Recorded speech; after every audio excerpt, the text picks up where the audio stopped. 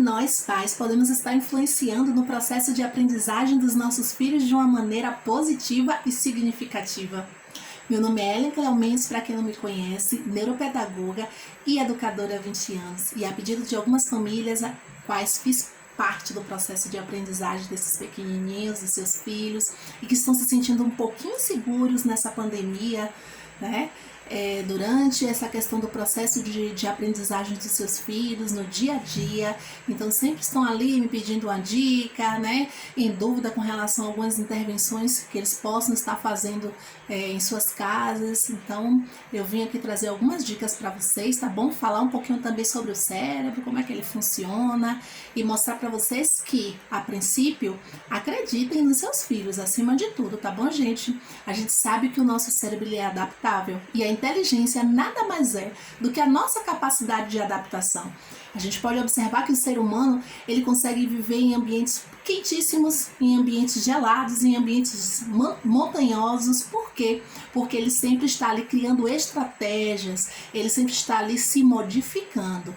E isso que é de fato a inteligência. Falando em inteligência, os grandes estudiosos no passado, eles catalogaram e diferenciaram essas inteligências em diversos âmbitos. Hoje nós vamos falar aqui de 7, tá bom? Inteligência linguística, inteligência matemática, sinestésica corporal, inteligência musical, inteligência interpessoal e intrapessoal, e inteligência visoespacial.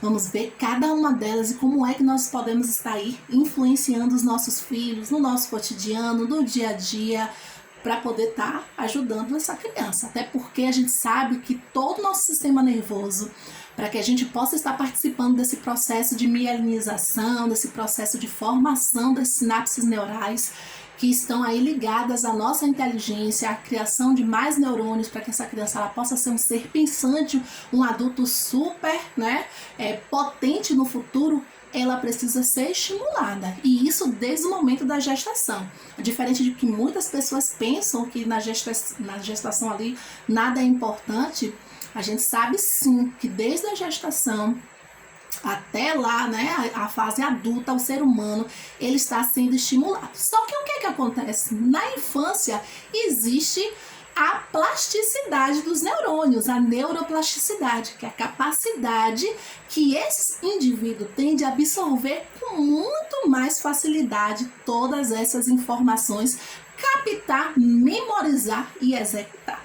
Então, por isso que a educação infantil ela é tão importante. É por isso que os primeiros anos de vida são super importantes para esse processo e que a gente pode, como pais, estar desenvolvendo isso de uma maneira leve, de uma maneira lúdica e estar trabalhando essas potencialidades, tá bom? De início, eu vou falar para vocês o quê? Que essas múltiplas inteligências, elas também dependem tanto de fatores genéticos como ambientais. Tem aquele menino que nasce, quando ele nasce, ele gesticula rápido, ele fala cedo e a gente vê que ele tem uma habilidade muito grande para falar. Ele fala bem, ele gosta de conversar, ele gosta de escrever. Então a gente pode observar que essa criança ela tem já de maneira inata uma inteligência linguística, não é isso? E aí, o que a gente pode estar fazendo para estar estimulando a inteligência linguística?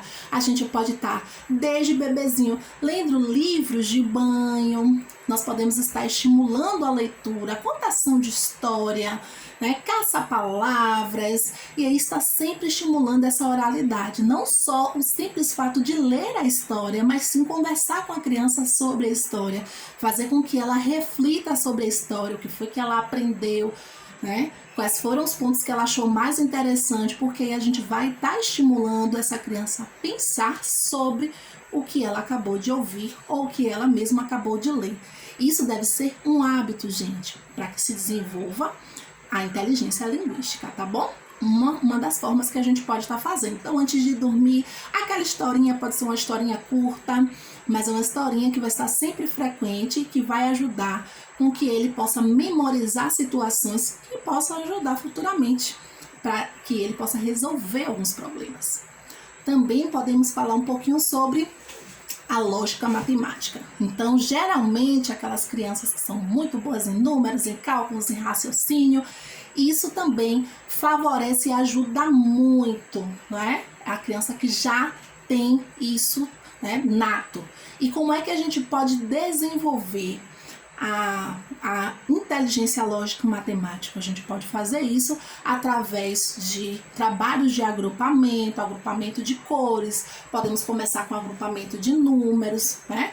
Podemos começar com jogos com crianças mais velhas, né? Jogos de quebra-cabeça, jogos de memória. Então começa com aquele quebra-cabeça pequenininho de 4 peças, 6 peças, 9, e aí vai aumentando a 1000 peças, né, 2000 peças. Então a gente vai estar sempre trazendo para essa criança um desafio, né, para que esse cérebro ele possa ser desafiado e essa criança está criando aí estratégias para que possa vencer. Outra, inteligência musical, né? O que é que a gente pode estar fazendo para estar criando um trabalho voltado para isso? É justamente trabalhar diversos tipos de música, né? E aí trabalhar com a palminha da mão desde pequenininho, a gente já pode estar trabalhando com a temporização da música, então marcando o tempo da música com as palminhas, né? E ao passo que a criança for crescendo, talvez até estimulá-la a tocar um instrumento musical. Que tal? Nessa pandemia, hein? Com certeza, seu filho se sairia muito bem e seria uma forma dele se dedicar mais a algo diferente. Seria bem legal. Quando a gente fala de inteligência sinestésica corporal, é a inteligência que envolve o corpo, o movimento. Então, essa criança, ela precisa ser estimulada de diversas formas. Primeiro, a gente pode estimular desde pequenininho, né? O bebezinho, o movimento do corpinho, no movimento dos gestos, né? Manuais, e ao passo que cresce, o equilíbrio do corpo, o andar, o pular, o correr. Então, até mesmo em casa, se ele está tendo alguma dificuldade de concentração nas aulas virtuais, talvez 1 hora antes você resolva fazer com ele uma atividade física. Bora lá, filho, dançar, vamos pular, vamos aqui agora se equilibrar, brincar de amarelinha, brincar, porque o cérebro ele precisa disso. Depois desse movimento, dá uma descansada, uma relaxada, né? Se recompõe e vai para a aula. Então isso ajuda muito na atenção que a criança ela vai dispensar naquele momento, porque ela foi estimulada suficiente. Então é algo que a gente precisa ver que realmente funciona, dá muito certo, gente. A inteligência visoespacial é aquela inteligência que envolve a organização, a conexão de informações. E essas habilidades, elas são muito interessantes quando a gente já trabalha desde a infância também, desde a primeira infância. Como é que eu posso fazer isso? Desenvolver essa habilidade. A gente pode fazer isso primeiro através do desenho, pedir que essa criança ela desenhe no todo o espaço, né, da folha. Depois a gente talvez ir aumentando essa folha, né, para que esse desafio ele possa ser ampliado e vice-versa. A gente pode estar trabalhando com crianças maiores em questão de rota. Filho, olha só, esqueci aqui como é que vai no mercado. Você lembra aqui qual é o caminho do mercado? Como é que faz? Vai falando aí pro papai e pra mamãe. E aí, não, mãe, vira à esquerda, vira à direita. Filho, vai falando aí que eu vou dirigindo. Então, é uma forma de a gente também estar ajudando essa criança a estar trabalhando a memória e essa percepção visoespacial. Quando a gente fala da inteligência intra e interpessoal, que envolve que envolve realmente o introspectivo, a inteligência é o me conhecer. Então, aí a gente já vai estar trabalhando aí com a questão do autoconhecimento, né? E intrapessoal, conhecer o outro, o mundo ao redor, né? Ter empatia pelos outros. Então a gente pode estar criando situações, até mesmo em casa, em jogos onde essa criança ela vai perder e ela vai precisar lidar com essa frustração. Ela vai ter que trabalhar os próprios sentimentos também. Ela vai ter que estar lidando com o fato dos sentimentos do outro. E aí o outro perdeu. Agora, como é que você vai tratar esse coleguinha, esse amigo que perdeu? Né? Como é que você vai mostrar empatia por ele? Então, é uma forma também de a gente estar trabalhando.